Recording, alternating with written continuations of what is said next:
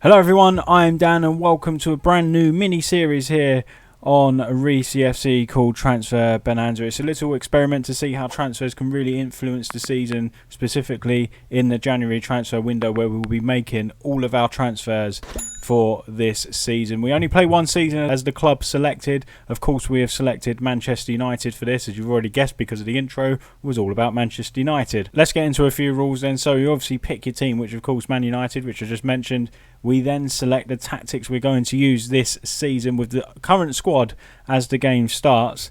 So we're making no changes whatsoever. We're not selling players, loaning players out. We're not purchasing anybody for the first half of the season. We literally set the tactics and then we holiday until January. Then we come back on January the 1st and that is when we can start the transfer bonanza itself. Everybody, of course, would have made a lot of transfers in the summer perhaps, and we've got to deal with January. So any players we don't want at the club, we look to offload them in January, which may be tough. I really don't know. It might be tough to get people in January and to offload players that we don't need and generate a few funds in January as well. As I believe Manchester United have around £50 million to spend so at the start of the game, so we'll get to spend that in January. And at that stage we'll look at the club vision and see where we are in terms of reaching those targets. The idea of the save is to use the transfers in January to steer the club towards meeting the club's ambitions for that season.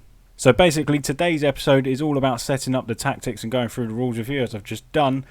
Second episode will be the January transfer window, so it'll be a slightly longer episode. It'll be like a transfer special which I've done with my Let's Play saves on Creative Club and Sleeping Giant, and then after the transfer bonanza has happened, hopefully it's a bonanza and not just like one or two sub-zings. That would be pointless, wouldn't it, for the save?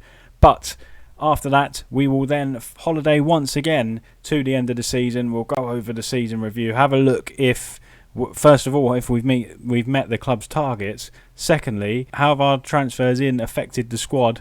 Transfers out as well, we'll look at to see how them players are doing and whether we should have really sold them or not, and could they have made a difference to us in the second half of the season. So, without further ado, let's get into the save and see exactly how we're going to line up this season. We'll take a look at the squad and try and predict areas where we will need to improve in January. So here's confirmation. Manchester United hire myself as manager, and Man United are huge, aren't they? So it's a huge club to start with.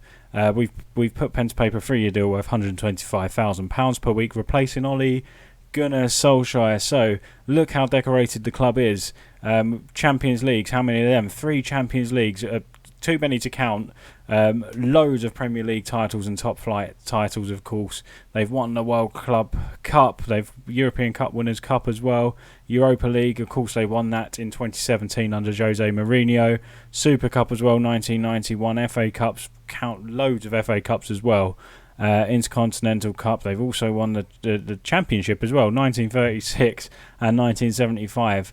League Cups as well, they've won 5 of them, and the Community Shields, loads of them as well. So last year they finished 3rd in the Premier League. Of course they pipped Leicester to the Champions League spots, not that I'm bitter about that. We play in the FA Cup in the 3rd round, of course we all know this, 3rd round of the League Cup because we're in the Champions League, and we enter the group stage of the Champions League. Mike Phelan will be in charge of all the games, of course. I won't be managing them myself as we're simulating, so it'll be in the hands of Mike Phelan. So if it does go all wrong, I'm not going to blame my transfers, I'm going to blame Mike. It's all your fault, Mike. Nicky Butt is the technical director at the club, so let's see exactly what we're dealing with here. So, and this is probably the formation I was thinking of playing anyway. These are the best reported best 11 at the club. David De Gea in goal, Alex Telles at left back, Lindelof, Maguire, Wan-Bissaka, Pogba and Fernandes. I would personally put Fernandes in the number 10 position, but we'll have a look at it. Van der Beek currently occupying that slot there. Rashford on the left, Mata on the right, and Martial up top. I probably wouldn't play Mata there just because he's a little bit too slow for me. We've got quite a few players. So we've got Igalo in, I guess, and the rest are loans out, which is not my concern. We're not going to do anything with these, of course, and we're not here for the long term, so I'm not interested in seeing what them loanees are up to away from the club. So the club's vision is, again, we're going to set the tactics up to try and obviously emulate the club vision, because we want to do the best we can and hit as many targets as possible even though we're simulating the game. So we're playing attacking football, which is fine with me. Manchester United should be playing attacking football in every game, in my opinion. I grew up watching when Manchester United were dominated in the late 90s, early 2000s as well. They were great under Sir Alex Ferguson, and all I remember is Manchester United playing attacking football. So that is how I want this Manchester United team to play under Mike Phelan. Develop the club's youth system, I mean, is something we're not going to really be looking at. Sign players under the age of 22. Now, this is something where I might go against, because I want to sign players that will come into the club in January and steer them towards the Premier League title or towards the Champions League title. They've got to make an impact. They are not for the future. Sign high reputation players, of course, that is exactly what we're going to do. Sign English players as well as a preferred option. Now, we know English players are overpriced, so that might be a bit difficult in the save, but we'll see how we are in January. Play entertaining football, sign players under the age of 23 for the first team, which is also preferred. 5-year plan, we don't need to worry about that at all. End of current season, they want us to qualify for the Champions League, so only a top 4 finish is what we're aiming for. FA Cup semi-finalists and get to the quarter-final of the Champions League, and the EFL Cup is not important at all, and of course work towards becoming the most reputable team in England, I should say. Couldn't get my words out there. And yeah, I think that is all achievable with the current squad now, without properly looking at it. Let's get into it then. We don't need all the introductions, and let me show you the tactics and the formation that I will select to play.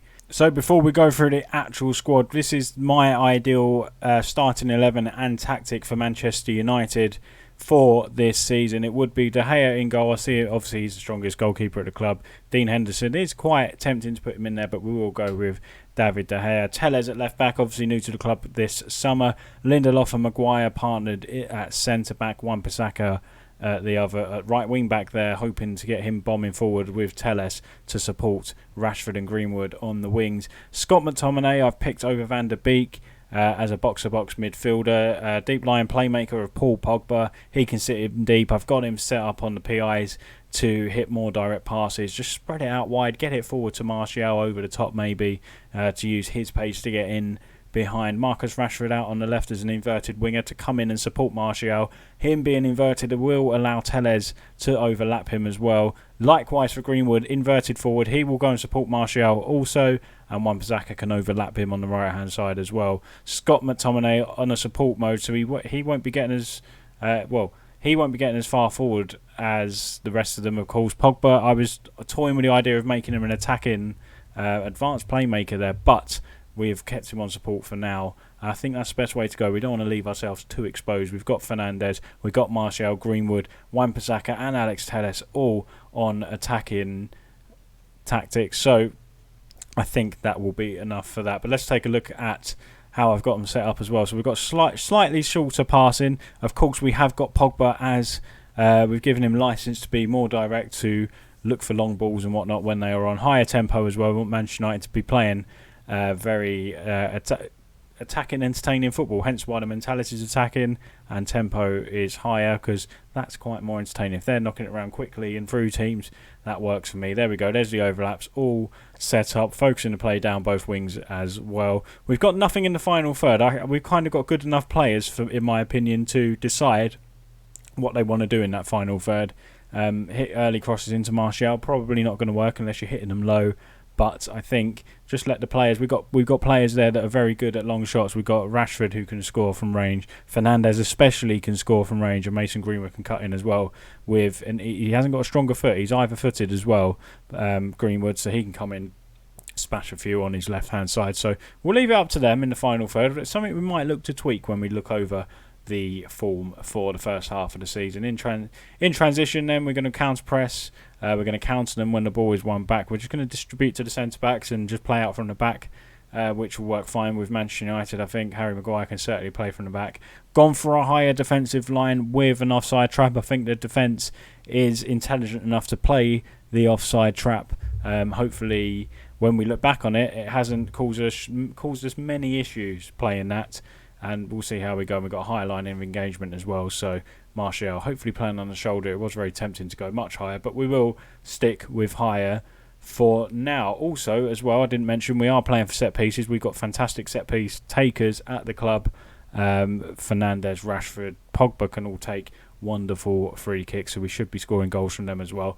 Corners as well, that's all set up. We've got Harry Maguire we'll be aiming for in the box, swinging them in left and right. Harry Maguire all day long, hopefully we'll be nodding them home. And yeah, that is exactly what we are going for. Let's take a look at the squad then. Let's have a look. Squad depth is the best way to look at it, in my opinion. It's a big old squad here at Manchester United. Let's start from the back. So goalkeeper, we've got David De Gea, Sergio Romero, Dean Henderson, Lee Grant. There's 4 keepers there. Straight away in January, let's go and get rid of Romero and Lee Grant. Not needed at the club. I mean, their values can't be that high. He's only £275,000 a week. And Sergio Romero, £5.25 million. We'll look to get a few million for him as well. Can't imagine someone paying £5 million of him anyway. Tellez, Luke Shaw, Marcus Rojo. Marcus Rojo is actually still at the club. Thought he was loaned out, but he is still here. We will look to offload him as well. Milan are interested, and he is also transfer listed, but of course we won't get rid of him until January because they are the rules. Phil Jones is apparently the second best centre back at the club. I can't believe that. How is Lindelof that low as well? Tuanzebe, Eric Bailly, Lindelof, Jones, Maguire, some good players in there, and of course we've got other players that can fill in as well. So we'll look to, I guess we look to really minimise this squad in January. We don't need all these centre backs in January, depending on injuries. I must add, injuries are a big thing as well to consider. Hopefully, no one is injured. No key players or players that we want to get rid of in January are injured, because that will make the task even more difficult. Right back, there's not a lot at right back. Wan-Bissaka. The rest are actually centre backs who are just on that list because they can play out there. But Wan-Bissaka is the only natural right back at the club. In midfield, very, very strong. Bruno Fernandes, Paul Pogba, Fred, McTominay and Van der Beek in there as well. So maybe we'll look to offload Fred. Maybe Van der Beek as well. We'll see. We'll gauge it in January who's performing and who isn't. On the left-hand side of midfield, Marcus Rashford is out there. Bruno Fernandes can play there as well. Apparently Martial, Lingard, but Lingard's one we'll definitely be looking to get rid of in January window as well. Mason Greenwood's on the list. One matter who is ageing and probably not going to be used a lot this season. There he is there, 32 years of age. He is someone we'll look to offload as well. Let's have a look at his value actually. £8.25 million. So if we got rid of him and Romero straight away, we could make about £10 million. And in the attacking midfield, number 10 role, Bruno Fernandes. I can't see us doing anything here. We'll keep Fernandes. I guess the midfield is the strongest part of the team, so we'll be looking at maybe keeping Fernandes and Pogba there. Maybe we'll get another central midfielder here, a winger maybe on the right-hand side, another striker, depending on how Cavani does. But again, if he doesn't play, because currently he isn't in my starting 11, I'd rather Martial up there because of the pace, ideally. And I was quite shocked he's only 6 foot as well. I thought he was taller than that, because I was thinking initially we could play hitting early crosses and getting Cavani on the end of him. He's got good heading at 18. He's only 6 foot, so not the biggest in the world. But again, his jumping reach is decent though, to be fair. So he's like a plan B option. But Cavani, depending on how much he plays, could be someone to let go of in January. I keep going to say at the end of the season. In January, Dan, get that right. You'd think I'd be used to that because of the Creator Club series in the MLS, but I still can't get it. I'm almost using January like a pre-season in this save as well. But that is the overview of the squad. Of course, it's a talented, very strong squad. We all know Manchester United are very overpowered in FM, and they've got a good squad, to be fair to them. Next up then, let's have a look at the finances. £287 million at the club. I mean, I've been playing with a Dartford save with about like 80 grand in the bank, so that is monstrous. And there we go, I was right, £50 million I said. So £52 million that Manchester United start with. The reason I've got the editor on, by the way, is because I did a test run, as you saw. You probably saw in the save screen, if I didn't cut that out of the video. I had a test run going, and when I simulated the game, when I started the game, I selected disable the first transfer window, and then so when I simmed the game just to see how it will work, in January I had 0 transfer budget. Now I believe that's because I set disable first transfer window to I enabled that option, which meant stupidly we had nothing in January. So I tried it again. I got the editor just in case, because I was going to give us £50 million if it was 0. but without disabling, we've got £52 million there, so I didn't need the editor at all. But it is still switched on, and that is the reason why. So don't think I'm fiddling anything whatsoever. It was just in case there was zero transfer budget, and I'd already committed to being Manchester United because I put the thumbnail out there and everything, so it'd have been daft to have to choose another team. So £52 million transfer budget, just under £4 million wage budget. We're currently spending 3.6 million, so we've only got 300 grand to play with there, and that isn't an awful lot when you're a club the size of Manchester United, and in January you want to make a few transfers. So I think next up then, I think that is everything. We can't do anything. I'm not going to play the friendlies or nothing. From this point, I am going to holiday. First of all, we'll do a quick save. We've got the tactics in and whatnot.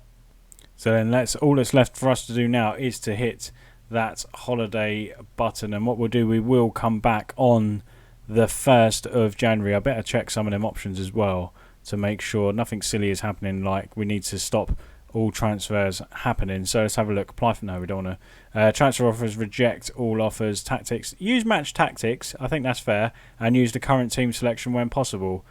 Should we do that? Actually, that is unfair, because then I'm not giving, but other players won't have a chance if I say that. So we'll leave it all in the capable hands of Mike Phelan. We will go with my tactic, and I'm pretty sure it's the strongest team that I have picked at Manchester United, so I'm sure Phelan will use them anyway.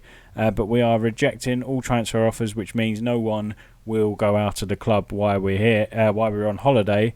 And now all that's left to do is hit the go on holiday button and let that sim, and we'll see where we are in January. So guys, hopefully this save is of interest to you. It is a little experiment we're doing here just to see, to be honest, just to see what happens, what we can do, how much a January transfer window can influence your season. So hopefully we'll come back and we won't be too far behind and have a lot of work to do.